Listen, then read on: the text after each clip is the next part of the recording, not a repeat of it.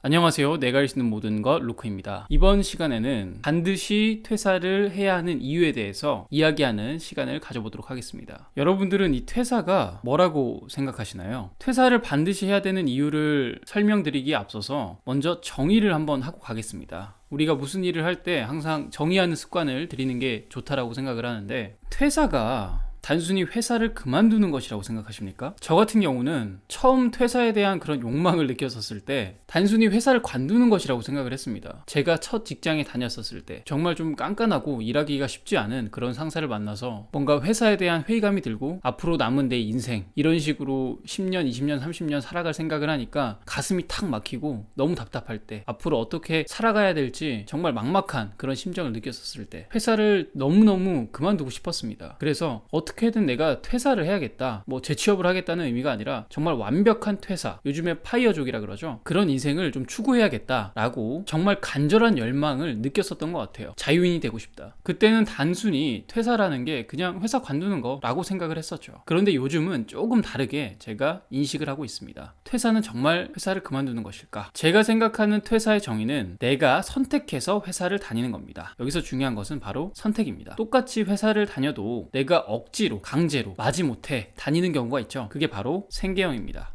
반대로 내가 선택해서 회사를 다니는 경우를 저는 선택형이라고 하겠습니다. 여기서 내가 생계형으로서 회사를 다니는 건지 아니면 내가 선택형으로 회사를 다니는 건지 구분할 수 있는 방법은 뭐 다양한 기준이 있겠지만, 제가 생각했었을 때 가장 심플하면서 직관적일 수 있는 방법은 바로 감정입니다. 기쁨의 감정을 활용해서 내가 생계형인지 선택형인지 판단할 수 있다고 생각합니다. 만약에 월요일과 금요일을 비교했었을 때 상대적으로 금요일이 압도적으로 너무너무 행복하다, 월요일이 싫을 수도 있고 아니면 그냥 그저 그럴 수도 있는데 어쨌든 나는 금요일이 너무너무 압도적으로 행복하다 라고 한다면 저는 생계형 직장인이라고 생각합니다. 반대로 금요일보다 월요일이 더 좋은 건 아니지만 그래도 나는 평일날에도 일하는 게 제법 만족스럽고 주말에 시간을 내서 가족들과 좋은 시간을 보내는 것도 좋고, 그래서 월요일이나 금요일에 어떤 감정적인 차이가 그렇게 없다라고 하는 사람들, 그런 분들을 저는 선택형이라고 생각합니다. 물론 정말로 나중에 나이가 들어서도 내가 선택적으로 회사를 다니려면은 단순히 그런 감정적인 것뿐만이 아니라 몇 가지 더 필요로 하는 조건들이 있겠지만, 그래도 이런 기준이 제법 합리적으로 두 부류를 구분할 수 있을 것 같습니다. 그렇다면 방금 전에 말씀드린 이 생계형 직장인의 특성부터 간략하게 보자면, 생계형 직장인 같은 경우는 이 개인의 관점에서나 그리고 회사의 관점에서나 득이 될 게 하나도 없습니다. 먼저 개인의 관점에서 본다면은 당연히 이 월요일이랑 금요일이 토요일과 일요일에 비해서 압도적으로 덜 행복한 조건인 건데, 월요일에서 금요일이 토요일과 일요일에 비교했었을 때 시간상으로 압도적으로 많죠. 아마 60에서 70%는 충분히 될 겁니다. 일주일을 두고 봤었을 때요. 대략 70% 정도 되는 시간을 내가 회사에서 몸을 담고 있는다라고 하면은 일주일을 봤었을 때, 그렇다면 내가 일주일 동안에 내가 행복하지 않은 시간이 거의 70%라고 볼 수가 있는 건데, 삶의 목적이 사람마다 다를 수는 있겠지만 궁극적으로는 우리가 하는 모든 행동들은 내가 조금 더 행복하기 위해서, 현재의 행복이든 아니면 미래의 행복이든 뭔가 내가 좀 더 행복감을 느끼기 위해서 사는 건데, 젊었었을 때 내가 은퇴하기까지 60살, 70살이 될 때까지 일주일에 70%의 시간이 그렇게 행복하지 않다면 인생 전체를 두고 봤었을 때 어떻게 행복한 인생이라고 말할 수가 있겠습니까? 개인의 관점에서도 분명히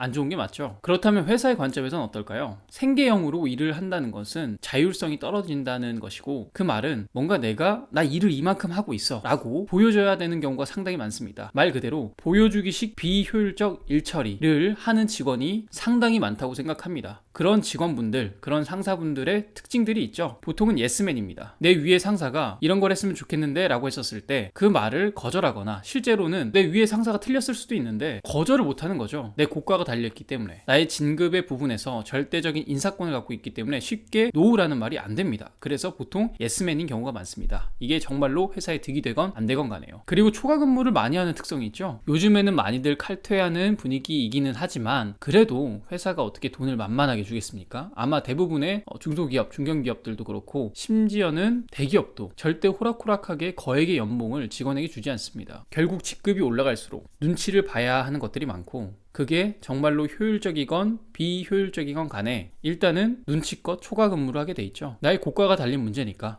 결국 그게 나의 연봉과 직결되는 문제이기 때문인 거죠. 또한 협업의 부분에서도 비협조적인 경우가 굉장히 많을 수밖에 없습니다. 내가 어떤 일을 잘 처리하고 있는데 이걸 굳이 내가 애써서 누군가를 알려줘봤자 내 밥그릇만 더 뺏어가는 거기 때문에 뭔가를 공유한다기보다는 오히려 나만 알고 있고 내가 좀 더 잘하고 인수인계가 잘 안 되는 거죠. 쉽게 말하면 아마 상당히 많은 직장인들이 공감할 겁니다. 회사는 생각보다 인수인계가 잘 되지 않습니다. 어떤 업무를 알려주는 프로세스 로직 이런 것도 생각만큼 잘 갖춰져 있는 곳이 없습니다. 보통 뭘 알려달라 그러면은 회사가 뭐 학교냐 라는 식의 상사들이 많을 겁니다. 뭐 그렇게 안 알려주는 건 좋은데 책임은 지겠습니까? 내가 생계형으로 일하고 있는데 잘리면 큰일 나겠죠. 우리 가족이 당장 먹고 살 게 없겠죠. 그런 상황에서 뭔가 일이 잘못됐다 라고 하면 당연히 네 탓이네 내 탓이네 누구 책임이냐 이 문제에서부터 벌써 의견이 엇갈리기 시작합니다. 과연 생계형 직원들 마지못해서 내가 돈을 벌기 위해서 일하는 직원들이 많은 회사가 회사의 장기적 매출에 도움이 될 수 있을지 저는 잘 모르겠습니다. 그렇다면 두 번째로 선택형 직원들을 보자면 먼저 개인의 관점에서는 당연히 월요일부터 일요일까지 어떤 감정의 큰 기복 없이 평일에도 내 업무를 하면서 만족감을 느끼고 주말에도 쉬면서 가족들과 좋은 시간을 보내고 만족감을 느낄 수 있고 일주일 내내 뭔가 안정감, 행복감을 느낄 수 있다면 결과적으로 인생 자체가 제법 상당히 많은 시간들이 행복한 사람이라고 볼 수 있겠죠. 특히나 우리는 뭔가 만족감이 제법 충족되었었을 때 자아 성취에 대한 욕구가 강하다라고 하는데 선택적으로 이 직장을 다니는 사람들이야말로 자아 성취의 부분에서 훨씬 더 많은 만족감을 가지고 살아갈 수 있을 것입니다. 반대로 생계형인 직장인들과 비교하자면 아마 생계형으로 직장 생활을 하시는 분들은 자아 성취 같은 단어조차 잊고 살아갈 겁니다. 하지만 이 선택형에 포함되는 사람들 혹은 저와 같이 내 삶의 선택지가 많은 사람이 되고자 하는 사람들은 기본적으로 자아 성취의 욕구가 굉장히 크고 그 안에서 많은 보람을 느낍니다. 회사의 관점에서도 당연히 그런 사람들이 많은 게 좋겠죠. 업무에 있어서 그리고 장기적인 회사의 어떤 성장을 진심으로 생각하고 발전시키려고 하는 그런 직원이 많은 게 좋지 않겠습니까? 항상 예스만 하는 게 아니라 적절한 때 노를 말할 수 있고 또 효율성의 부분에서도 어떻게 하면 더 업무가 효율적으로 잘 굴러갈 수 있을지 고민하는 직원들이 많으면 당연히 효율성도 올라가겠죠. 그리고 협업하는 분위기도 많을 것입니다. 나만 알고 있는 게 아니라 내가 알고 있는 것들을 많이 나눠주고 왜냐면은 나는 가진 사람이 많기 때문에 나는 선택적으로 회사를 다니고 있기 때문에 내가 알고 있는 업무의 부분적인 스킬들을 안 나눠줄 이유가 없습니다. 그렇다 보니까 분위기도 자연스럽게 좋아지겠죠. 마지막으로 다시 정리를 하자면 퇴사라는 것은 회사를 그만두는 것이 아닙니다. 제가 생각하는 퇴사는 바로 선택적으로 회사를 다니는 사람입니다.